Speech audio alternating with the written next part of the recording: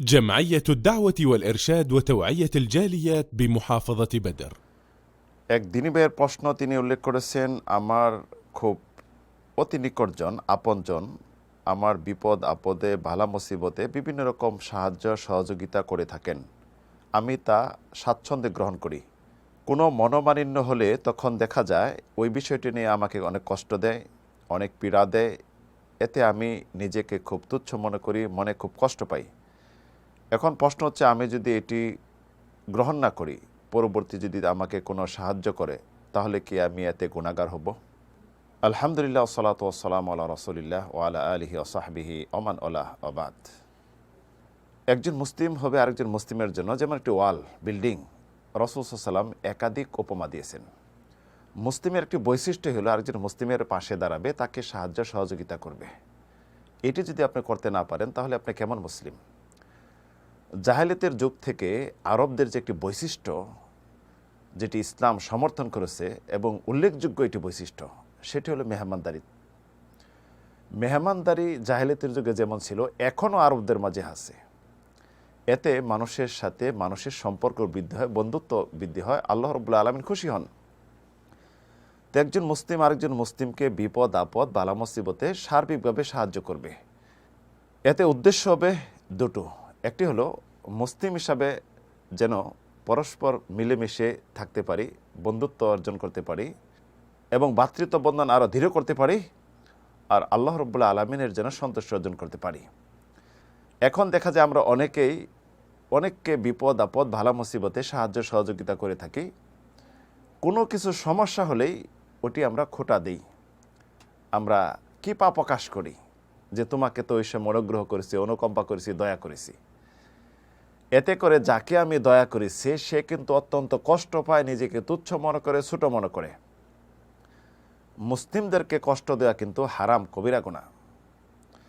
তো সে তো কষ্ট পাইল, আর আমি যে আমার সম্পদ থেকে দান করলাম, অর্থ ব্যয় করলাম, তাকে খাবার দিলাম বা যে কোনো উপকার করলাম, আমার দুইটি ক্ষতি। একটি ক্ষতি হলো আমি যে দান করেছি, এই কৃপা প্রকাশ করার কারণে আমার দানের সমস্ত সওয়াব চলে গেল। দ্বিতীয় সবচেয়ে বড় ক্ষতি যেটা, সম্পদ তো গেলই, আমাকে আল্লাহ রাব্বুল আলামিনের কাঠগড়ায় দাঁড়াতে হবে, আমি শাস্তির হকদার হয়ে গেলাম। কাউকে সাহায্য করে কৃপা প্রকাশ করা এটা কবিরা গুনাহ, বড় কবিরা গুনাহ। কৃপা প্রকাশ করার ভয়াবহতা বিষয়ে একাধিক হাদিস রয়েছে। ইমাম মুসলিম হাদিস বর্ণনা করছেন, রাসূল ইরশাদ করেছেন, সালাসাতুন লা ইউকাল্লিমুহুমুল্লাহ ওয়া লা ইয়ানতুরু ইলাইহিম।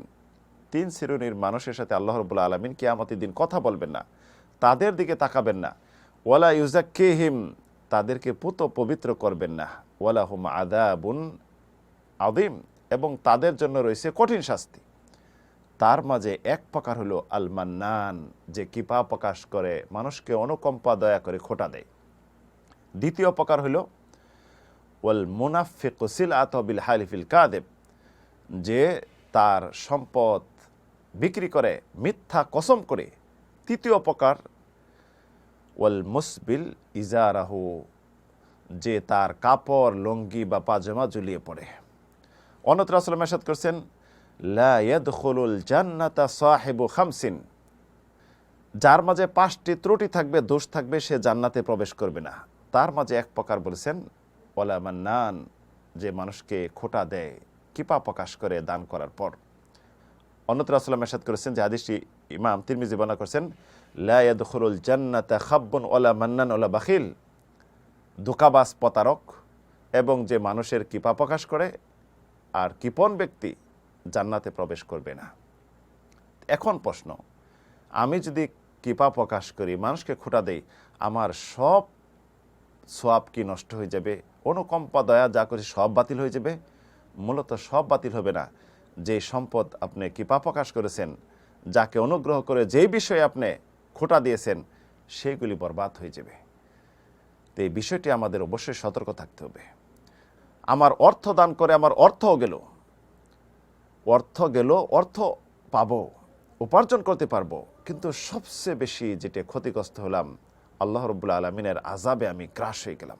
লোক দেখানো, লোক শোনানো, যেমন ওই আমল বাতিল হয়ে যাবে যে আমলগুলি লোক দেখানো, লোক শোনানোর জন্য করলেন, এমনইভাবে আপনি যদি কোনো দান সৎকা উপকার করলেন, মানুষকে সাহায্য সহযোগিতা করলেন, যদি কৃপা প্রকাশ করেন, খোঁটা দেন, আপনার ওই আমলগুলি বরবাদ হয়ে যাবে। আল্লাহ রাব্বুল আলামিন সূরা বাকারায় ইরশাদ করেছেন, ইয়া আইয়ুহাল্লাযীনা আমানু লা তুবতিলু সাদাকাতিকুম বিল মান্নি ওয়াল আদা। হে ইমানদারগণ, তোমাদের দান সৎকাগুলিকে মানুষকে কষ্ট দিয়ে কৃপা প্রকাশ করে নষ্ট করবে না, বরবাদ করে দিবে না। যেমন কাল্লাযী ইউনফিকু মালাহু রিয়াআন নাস ওয়ালা ইউমিনু বিল্লাহি ওয়াল ইয়াউমিল আখির। ওই ব্যক্তির মতো যে ব্যক্তি লোক দেখানো, লোক শোনানো কিছু কাজ করলো, আমল করলো, সে পরকালের প্রতি বিশ্বাস নয়, আল্লাহর কাছে সওয়াব চায় না, মানুষের প্রশংসাই চাইলো, মানুষ শুনবে, জানবে, যার জন্য কি হলো, তার আমলগুলি বরবাদ হয়ে গেল। তাই আমাদের উচিত হবে, আমরা যদি কাউকে অনুগ্রহ করি, দয়া করি, অনুকম্পা করি, আল্লাহর উদ্দেশ্য করব, দুনিয়ার কোনো বিষয় নিয়ে করব না। এতে কি হবে, আমরা সওয়াব পাবো, মনে কোনো কষ্ট আসবে না, এবং পরস্পর ভ্রাতৃত্ববন্ধনে আবদ্ধ থাকতে পারবো, মুসলিম হিসাবে এক প্ল্যাটফর্মে থাকতে পারবো, বিশৃঙ্খলা হবে না, বিভেদ হবে না।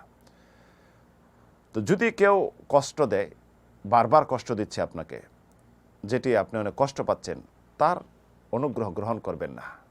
আল্লাহ রাব্বুল আলামিনের কাছে পরিপূর্ণ আস্থা ভরসা রেখে নিজে উপার্জন করে খাবেন। এতে রয়েছে সম্মান। যে খোঁটা দিবে, বারবার কষ্ট দিবে, সে তো আযাবে গ্রাস হলো। তাই তার অনুগ্রহ গ্রহণ না করে আল্লাহর কাছে চাবেন, নিজে খেটে খাবেন। আজকে যে বিষয়গুলি জানতে পারলাম, যে আমরা কাউকে খোঁটা দিব না, অনুগ্রহ করব, দয়া করব আল্লাহর জন্য, এবং যদি এমন কেউ করে তার দান আমরা গ্রহণ করব না, তাকে বুঝাই দিব যে আপনি যে করতেছেন, আপনার দান যদি আমি গ্রহণ করি, আপনার দুনিয়া আখেরাত উভয়টি হারাইলেন। আল্লাহ রাব্বুল আলামিন আমাদের সবাইকে সঠিক বোঝার, সঠিক শোনার এবং আল্লাহ রাব্বুল আলামিনের সন্তুষ্টমূলক কাজ করার তৌফিক দান করুন। আমিন, আল্লাহুম্মা আমিন।